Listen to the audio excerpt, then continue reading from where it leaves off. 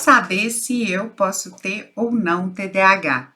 Eu sou Cristiane Ribeiro, sou médica psiquiatra e essa é uma dúvida muito comum que eu recebo aqui dos meus seguidores e também aqui nesse canal.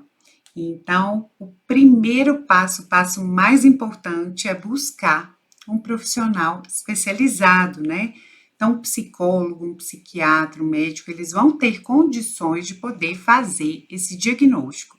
E aí eu vou contar para vocês como que é feito esse diagnóstico, né? Então, o paciente ele passa por uma avaliação clínica, embora muitas pessoas pensem que é preciso um teste, que a gente vai aplicar vários testes, muitas vezes não é preciso testes psicológicos ou avaliação neuropsicológica para que esse diagnóstico seja feito.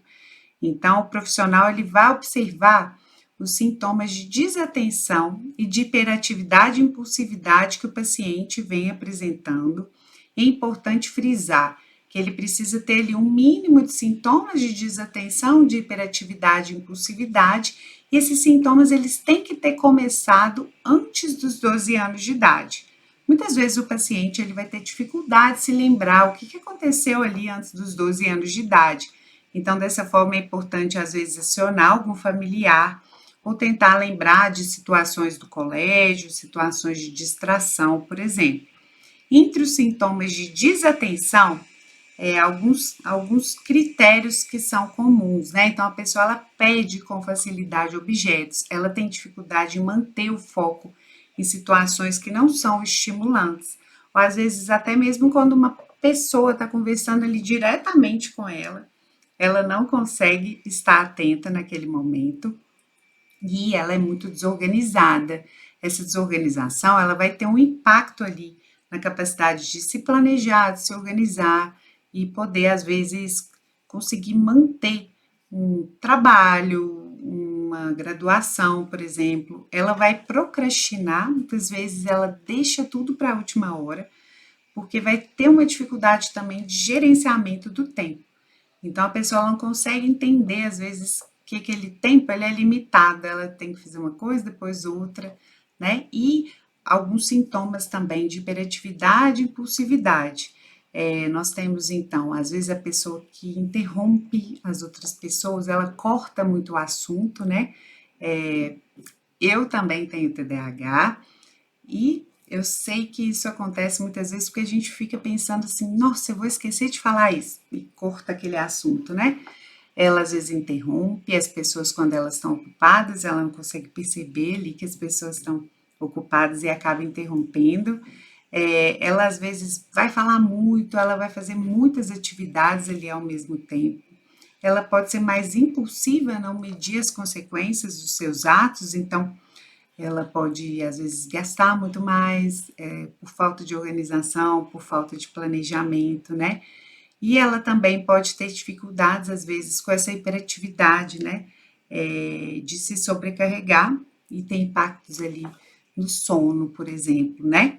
Então, se você que está vendo esse vídeo aí se identificou com esses sinais, né?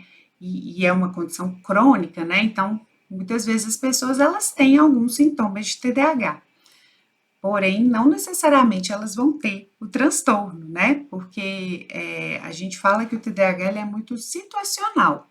Então, se a pessoa ela está ali sobre uma demanda maior, então ela vai apresentar, né, mais impacto dos sintomas de TDAH, mas para caracterizar como um transtorno, eu preciso ter isso de vida toda. Ele é um transtorno do neurodesenvolvimento, ou seja, tem que ter começado antes dos 12 anos de idade, né? Então, situações às vezes de estresse, a pessoa fez uma mudança de trabalho e aí ela tá mais desatenta, ou ela não tá gostando ali da faculdade, ela pode, às vezes, não necessariamente ter TDAH, mas apresentar sintomas de desatenção também.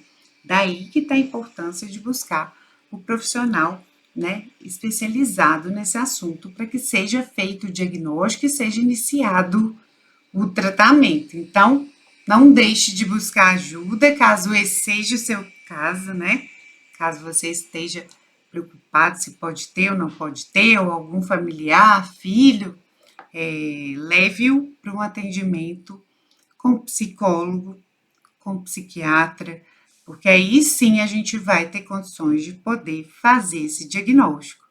Então, é importante buscar o diagnóstico adequado, porque sabemos que, infelizmente, muitos vídeos, muitas coisas vêm sendo veiculadas que não necessariamente vão significar um transtorno, né?